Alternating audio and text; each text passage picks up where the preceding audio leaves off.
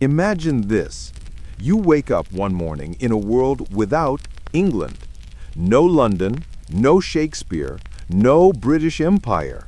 Just a wild, fragmented land where warlords carve out territories, Viking longships haunt the coasts, and every sunrise could mean the end of a kingdom.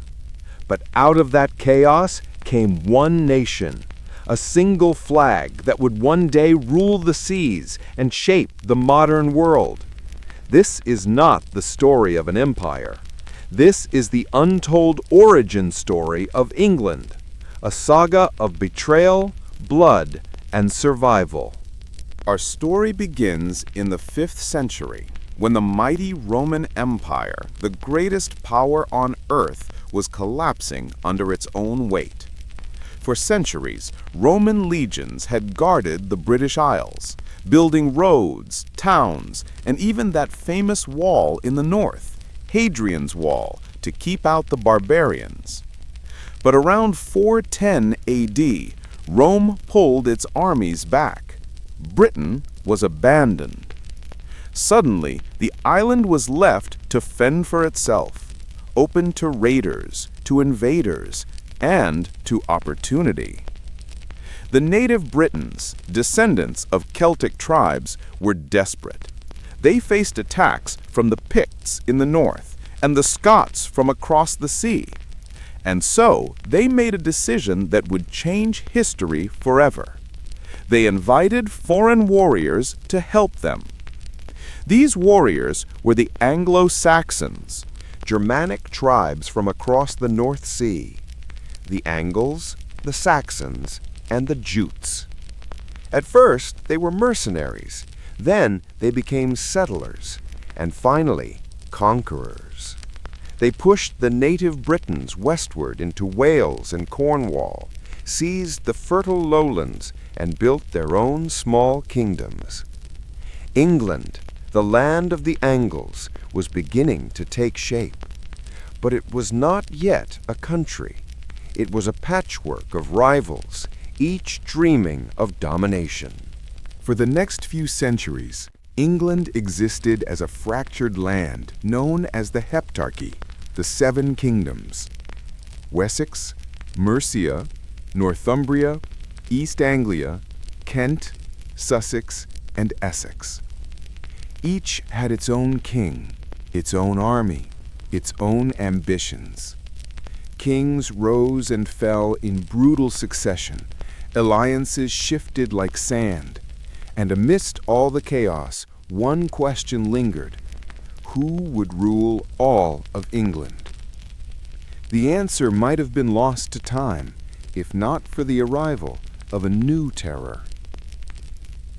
In 793 AD, a storm rolled in from the north. At the sacred monastery of Lindisfarne, off England's northern coast, monks heard strange sounds: the crash of waves, the beat of drums, the growl of unfamiliar voices. Then, fire. The Vikings had arrived. These weren't ordinary raiders. They came from Scandinavia, ruthless seafarers who worshipped Odin and Thor and who lived for battle. The raid on Lindisfarne shocked all of Europe. But it was only the beginning. Over the next century, Viking armies poured into England, seizing cities, enslaving populations, and burning everything in their path. By 870 AD, only one Anglo-Saxon kingdom still stood free, Wessex, and its fate rested on the shoulders of a young man named Alfred. When King Alfred of Wessex inherited his throne, England was on the brink of extinction. Every other kingdom had fallen to the Vikings. The so-called Danelaw, land under Danish rule, covered almost all of England. Alfred fought bravely, but the Vikings were relentless. So he turned to strategy. He paid them off when he had to. He hid in the marshes when he must, and he waited. In 878 AD, at the Battle of Edington, Alfred finally struck back. The Vikings, confident and overextended, were crushed. Alfred forced their leader Guthrum to surrender and even convert to Christianity. This victory didn't just save Wessex, it saved England. Alfred began rebuilding, creating fortified towns called burhs, training his army, and laying the first foundations of English governance. For the first time, England had a leader who saw beyond his own borders, a man who dreamed of unity. When Alfred died, that dream passed to his children, and it would soon become reality. After Alfred's death, his son, Edward the Elder, became King of Wessex. But he didn't stand alone. His sister, Ethelfled, ruled neighboring Mercia, not as a queen by name, but as the Lady of the Mercians. Together, they formed an unstoppable team. While Edward pushed north and east, reclaiming Viking-held lands, Ethelfled fortified towns, built armies, and rallied her people.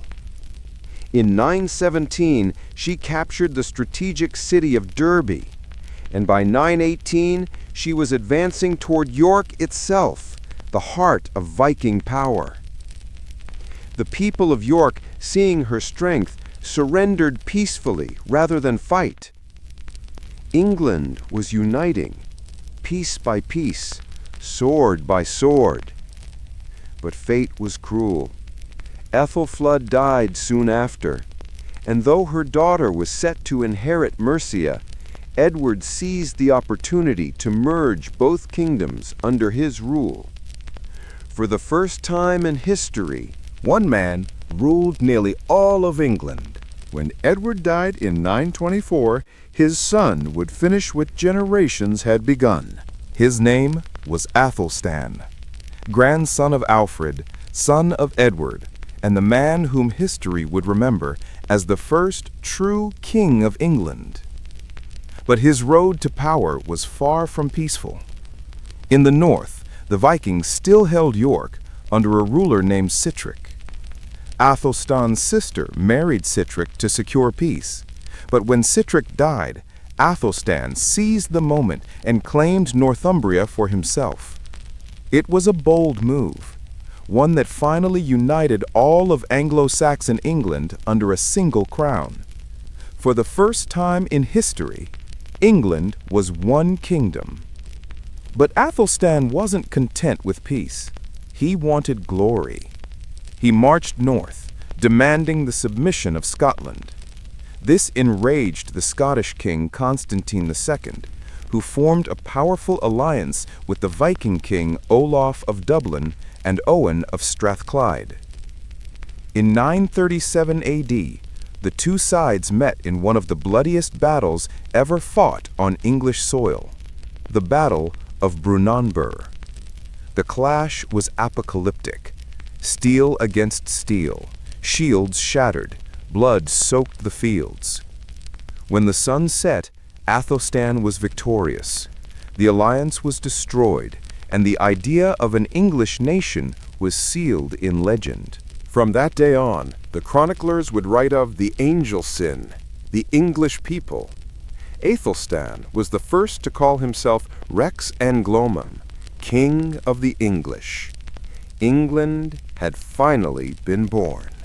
But as every empire learns, unity is fragile. When Ethelstan died in 939, his brother Edmund inherited a divided kingdom. Sensing weakness, the Vikings struck again. Olaf Gutfrithson, king of Dublin, invaded and retook York. The north erupted in rebellion, and England seemed to teeter once more on the edge of destruction. But Edmund fought back. By 944, he had driven the Vikings out of Northumbria, permanently restoring the kingdom's borders. He even invaded Strathclyde, proving that the English crown would not easily be shaken. Then, in a twist worthy of legend, Edmund was murdered at a feast, stabbed by an outlaw during a celebration. His brother Edred took the throne, but trouble wasn't over. Another Viking warlord, Eric Bloodaxe seized Northumbria again. For nearly a decade, England fought to reclaim it, and finally did. When Eric was killed in battle, the Viking threat faded, at least for now. And with his death, the last rival kingdom on English soil was gone. Peace finally returned under King Edgar, known to history as Edgar the Peaceful. He was not a conqueror, but a builder. He unified law codes across the land, standardized currency, and respected the Danish customs in the north, proving that peace could be forged not only through war, but through understanding. Under his reign, England's borders were firm, its laws stable, and its people prosperous. It was during Edgar's rule that the idea of England as a single organized nation truly solidified, a kingdom with a shared language, culture, and destiny. From a loose collection of tribes and fiefdoms, England had become a state. And though many storms still lay ahead, invasions by Danes, Norse, Normans, the foundation had been laid. So what can we take from this story? That England, like so many nations, was not born out of peace, but out of struggle. It was carved by ambition, defended by courage, and defined by unity forged in the fires of chaos. From the ashes of Rome to the battles with the Vikings, from Alfred's marsh hideouts to Athelstan's great victory at Brunanburh, England rose, not by chance, but by will.